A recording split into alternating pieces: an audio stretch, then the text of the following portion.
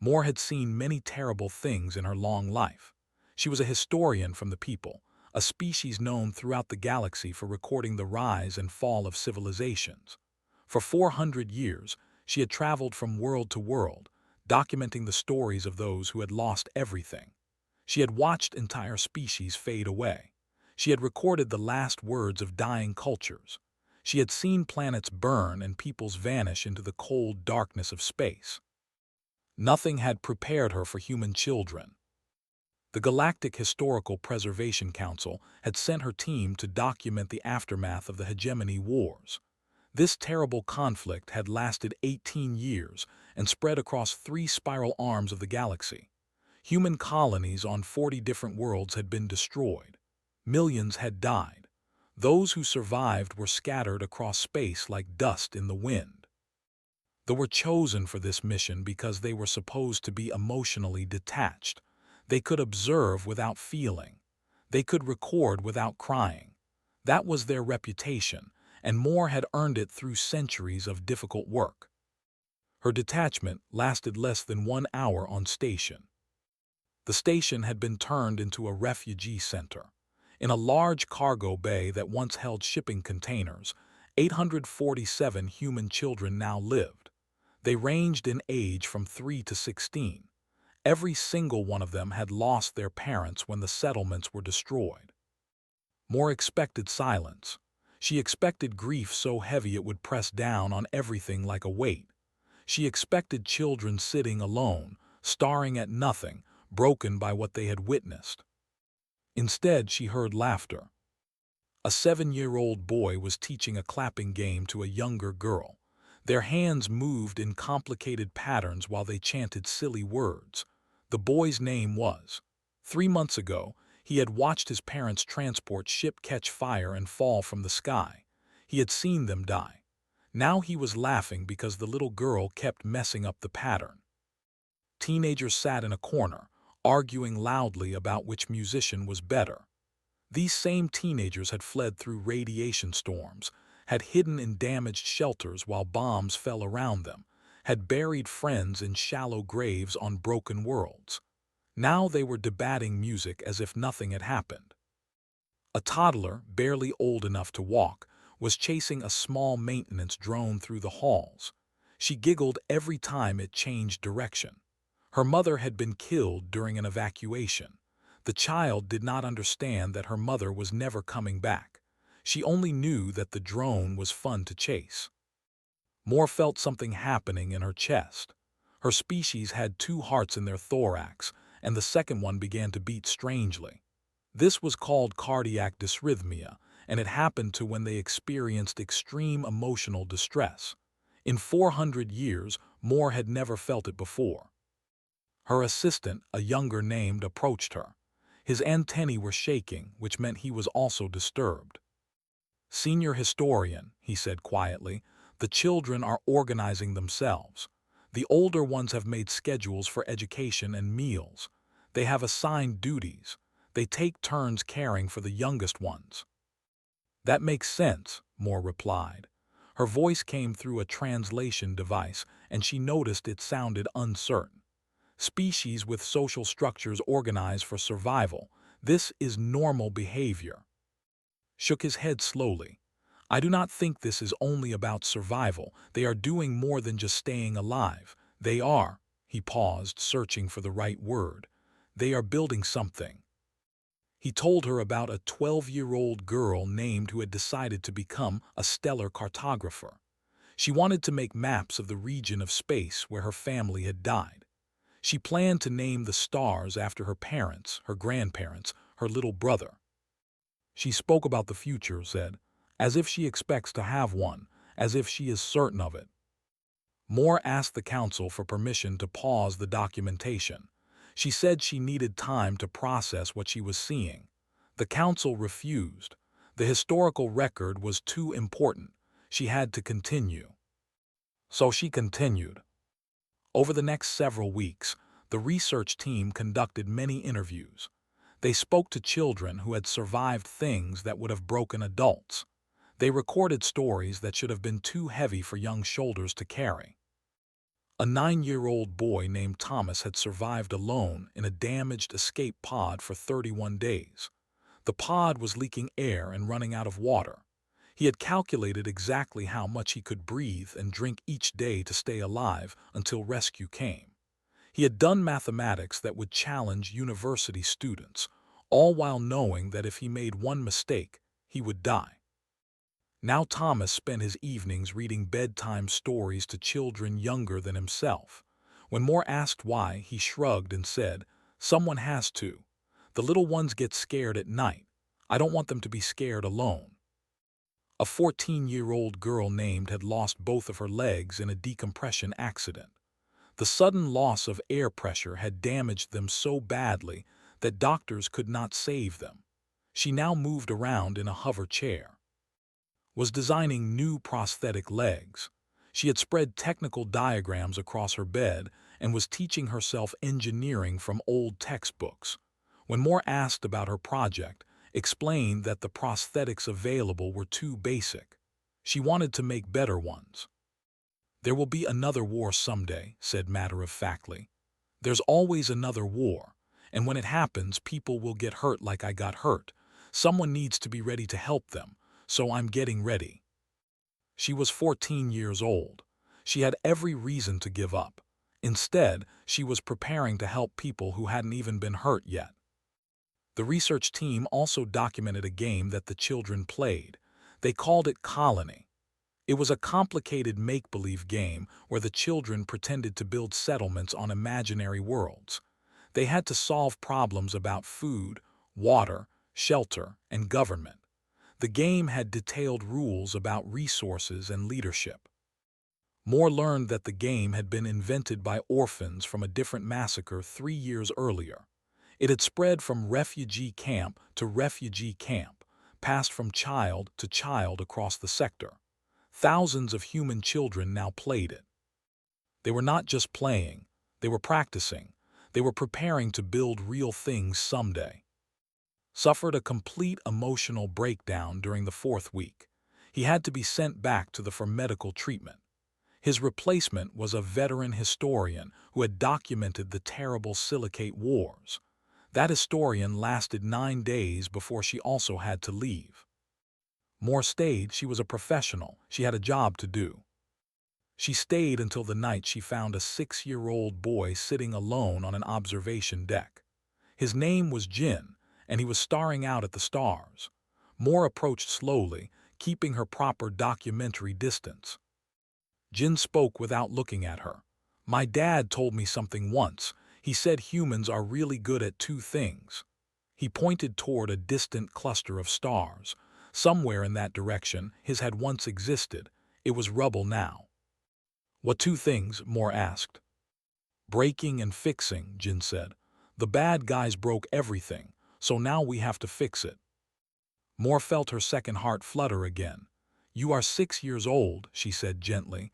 "You cannot fix a war." Jin finally turned to look at her.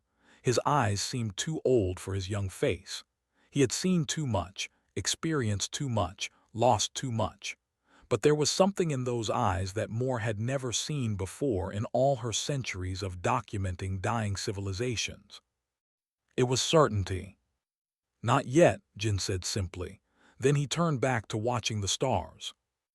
Moore stood there for a long time, watching the small human child watch the universe. She thought about all the species she had documented over the centuries. She thought about how they had responded to catastrophe. Most of them had slowly faded away, too hurt to continue, too broken to rebuild. These children were different. These children were not fading. She went back to her quarters and wrote a formal request to end the documentation project. In her report, she explained that methods of detached observation were not working. She recommended that any future studies of human trauma be conducted by species with shorter, so they would not have to carry these memories for centuries. Her request was, the council insisted that the historical record must be completed. Moore read their response and felt something she had never felt before in her long career. She felt afraid, not of the children, but of what the children represented. She was beginning to understand that she was not documenting the death of a people. She was documenting the birth of something else entirely. The reports from Station created serious problems for the Galactic Historical Preservation Council. Everything they thought they knew about how species responded to terrible events was being challenged. For 300 years, the Council had operated on a simple model. When a civilization suffered catastrophic loss, the survivors showed predictable patterns of decline. They experienced trauma that passed from generation to generation. Their societies became weaker. Their populations shrank. Their cultures stagnated. The people had taken 800 years to recover after their population collapsed. They had never recovered at all. They still existed, but they were a shadow of what they had once been, and everyone knew they would eventually fade away entirely. According to all the data Moore was sending back, humans were not following the model. The Council sent more research teams to human refugee populations across the affected sectors. Senior historian, the most honored documentarian in 3 generations, took personal charge of the expanded study. She had once spent 40 years recording the final words of the last elder of the species. She had watched an entire people go extinct without shedding a single tear. She was considered unbreakable. She requested medical leave after 2 months. More reports poured in from across the galaxy. On Ganymede Refuge, a moon in humanity's original solar system, researchers found a community of orphans who had built something remarkable. None of them were older than 15. They had created a working farm using hydroponic technology they had learned from educational videos. They had organized a school where older children taught younger ones. They had constructed what they called a memory wall. The memory wall was covered with names, dates, and stories about people who had died. Every day, children added new entries. They wrote about parents, siblings, grandparents, friends. They drew pictures. They attached small objects that had belonged to the dead. The wall grew larger every day. So did the farm. The children were remembering and growing at the same time. On the Artemis stations, a chain of habitats near Mars, an 8-year-old girl named had become the unofficial leader of a group of younger children. She organized their daily schedules. She settled their arguments. She held them when they woke up crying from nightmares. Researchers asked her how she managed such heavy responsibility. She was only 8 years old after all. She had lost her parents, her aunts, her uncles, her cousins. She had every reason to be the one crying at night instead of comforting others.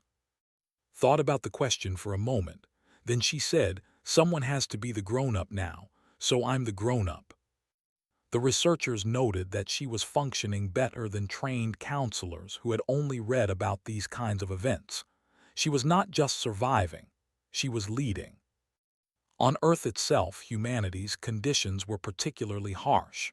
The planet had been bombed 3 times during the war. Major cities lay in ruins. Millions were dead. In what had once been the Vancouver, a 14-year-old boy named had organized a salvage crew made up entirely of orphans. They called themselves the Phoenix Brigade. Their job was to search through rubble for useful materials and build shelters for people who had lost their homes. They had designed a symbol for themselves, a bird rising from fire. They wore it on patches sewn to their clothes. They had a motto, "From ashes we rise." The Phoenix Brigade had a waiting list. More orphans wanted to join than could accept. He had to turn them away because he did not have enough tools and materials for everyone. Historian was assigned to document the Phoenix Brigade. She sent back a research note that spread quickly through academic circles across the galaxy. "The human response to existential threat," she wrote, "appears to include an active refusal to accept destruction as final. These children do not simply endure their circumstances. They reject the premise that they have been defeated." She described a conversation with a 12-year-old member of the brigade. She had suggested that the children's situation was dire. The boy had corrected her immediately. "Dire means we can't win," he said. "We can always win. It just takes longer sometimes." The theoretical implications troubled the Council deeply. Their entire understanding of species trauma was built on the assumption that suffering caused paralysis. Survivors were supposed to be frozen by their pain, unable to move forward, stuck in their grief. Humans appeared to convert suffering into fuel. Moore, still leading the original research team despite her earlier requests to stop, began to understand what she was witnessing. Human children did not deal with trauma the way other species did. They did not push it down and try to forget it. They did not let it paralyze them. They absorbed it. They made it part of who they were. They turned it into reasons to act. A 10-year-old named Maria explained it simply. "I'm going to remember them forever," she said, speaking of her dead family. "And the way I'm going to remember them is by doing stuff they would have wanted me to do. My mom wanted me to be happy, so I'm going to be happy on purpose, even when it's hard." Moore had to pause the recording when Maria said this. Her species could not produce tears because their bodies did not work that way. But they had an equivalent response, a sustained vibration of their sensory membranes that signaled emotional overload. Moore vibrated for nearly an hour. The most difficult documentation came from children who had been forced to make impossible choices during the war. A 13-year-old girl named had been trapped in a damaged station during an attack. Atmosphere was leaking. If she did not seal a compartment immediately, everyone in the section would die. But her younger brother was on the wrong side of the door. She could not get him to safety in time. She sealed the door. She saved 62 children. Her brother was not among them. Had not forgiven herself. She probably never would, but she had not stopped functioning either. She had become a peer counselor, spending her days helping other children process their own impossible choices. "I can't fix what I did," she told Moore, "but I can make sure it meant something. Those 62 kids are going to grow up because of what I chose. Some of them are going to do amazing things, so maybe the choice was worth it." She paused. Maybe. She was 13 years old.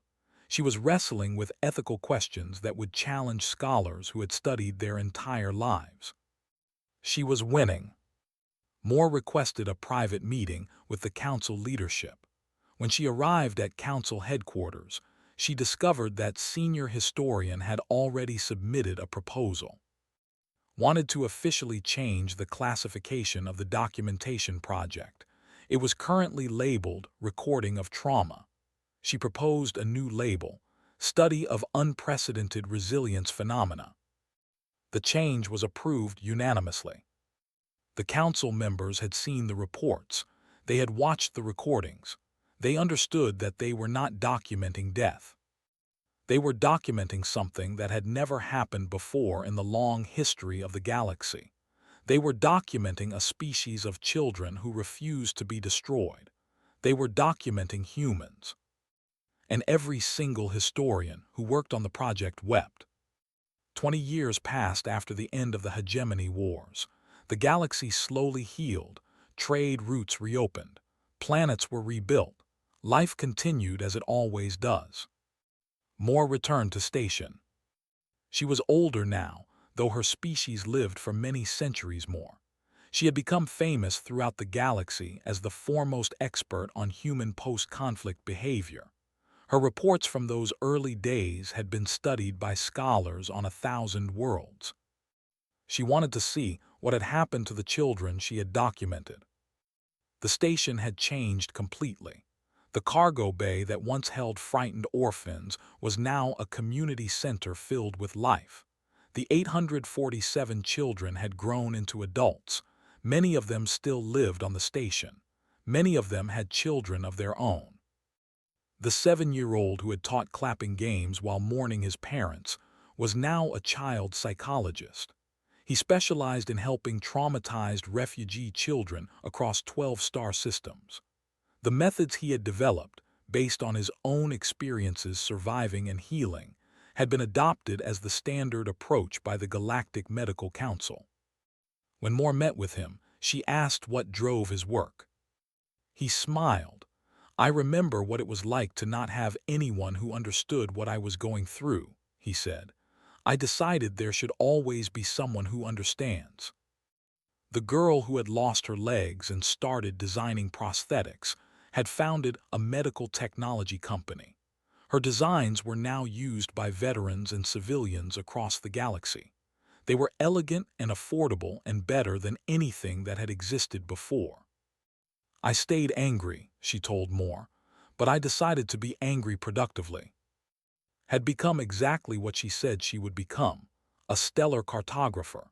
She had spent 15 years mapping the entire region of space where her family had died. She had given names to 17 stars, 4 nebulae, and 2 planetary systems, naming each one after someone she had lost. The official charts now included a dedication she had written, "For those who didn't get to see how far we've come." Jin, the 6-year-old who had talked about breaking and fixing, had grown into a diplomat. He worked on post-conflict reconstruction, helping worlds rebuild after wars. He had negotiated 17 different ceasefires. He had supervised the rebuilding of 4 different planets. His approach was famous throughout the diplomatic community. He always started negotiations by asking the same question: "What do you want to build?" He never asked what people were afraid of losing. He only asked what they hoped to create. Who had sealed the door and lost her brother, had become a philosopher. Her work on impossible choices had changed the way people across the galaxy thought about ethics. She had written 12 books. She had counseled thousands of people struggling with their own terrible decisions. She argued that guilt was not a prison but a compass. It pointed toward work that still needed to be done. She had married. She had children. She still woke from nightmares sometimes. But she had also built a life filled with meaning and purpose, created from the ashes of the worst moment she had ever experienced. The Phoenix Brigade had grown beyond anything could have imagined when he was 14 years old picking through rubble. It was now a legitimate reconstruction organization operating on 30 different worlds. Their symbol, the bird rising from flames, had become an official emblem recognized by the Galactic Assembly. They still had a waiting list, but now the list was filled with people who wanted to help, not people who needed saving. Moore documented all of this. Her final report to the Council was 17,000 pages long. It contained detailed records of what had happened to every single one of the original 847 children. But her conclusion was short. "We came to record how humanity's children died spiritually after catastrophic loss," she wrote. "We instead recorded how they refused to die." The Council has documented the decline and fall of 47 civilizations over the centuries. We have never documented what humans do. They do not fall. They stumble, and then they rise, and then they climb higher than they were before. The children we met were broken in ways no child should be broken. They became adults who fixed things no adult should have to fix. And their children, raised by survivors and taught by those who refuse to surrender, are already changing the galaxy in ways we cannot predict. This historian has spent her career witnessing extinctions. For the first time, I have witnessed something else. The Hegemony Wars killed 2.3 billion humans across 40 worlds. The Hegemony Wars did not kill humanity. Nothing will. These creatures treat apocalypse as a setback and annihilation as an inconvenience. We wept while recording their suffering. I do not regret those tears, but I have come to understand that our tears were not only grief, they were also awe. The children we documented have become the adults who will document us. They have surpassed us. They will surpass everyone, not because they do not suffer. They suffer terribly, but they refuse to let suffering be the end of the story. This historian recommends that the Council formally acknowledge what I have witnessed. Humanity is not a species that can be destroyed. They can only be delayed. And they are no longer delayed. They are coming. Moore lived for another 340 years after submitting that report. She never accepted another documentation assignment. Instead, she spent her remaining centuries as a guest teacher at human universities, sharing alien perspectives on Earth history. Her students, according to her personal notes, taught her more than she taught them. Her final words were spoken to a human woman who was the great-grandchild of one of the original station orphans. The woman had come to visit Moore one last time, to thank her for the work she had done documenting that generation of survivors. Moore looked at her with ancient eyes and an alien face. She reached out with one trembling appendage and touched the woman's hand. "I came to watch you grieve," she said quietly. "I stayed to watch you win." Then she closed her eyes for the final time, and the greatest historian that had ever produced joined the stars she had spent her life documenting. The human woman sat with her for a long time, holding her hand in the silence. Eventually, she stood, arranged Moore's body with gentle care, and walked to the window. Outside, the stars burned cold and distant. Somewhere among them were the graves of billions. Somewhere among them were the ruins of 40 worlds. But also somewhere among them, humans were building. They were creating new settlements on new worlds. They were starting new families and raising new children. They were teaching those children the same lesson that Jin had learned in the darkest days of the war. The lesson was simple. It was only 4 words, but it contained everything the human species had ever been and everything they would ever become. "We can fix this." The woman smiled, touched the window once in farewell to her old friend, and walked out to continue the work that never ended. Behind her, the stars kept burning, indifferent to the small creatures who lived and died among them. The stars did not care about human suffering. The stars did not care about human triumph. But the historians did. And now, thanks to Moore, the galaxy would remember. They would remember that humanity had faced destruction and chosen to build instead. They would remember that children had carried burdens too heavy for adults and had refused to fall. They would remember that a species of soft, short-lived creatures from an unremarkable planet had looked into the void and said, "Not today." They would remember. And perhaps, in the remembering, other species would learn the lesson too.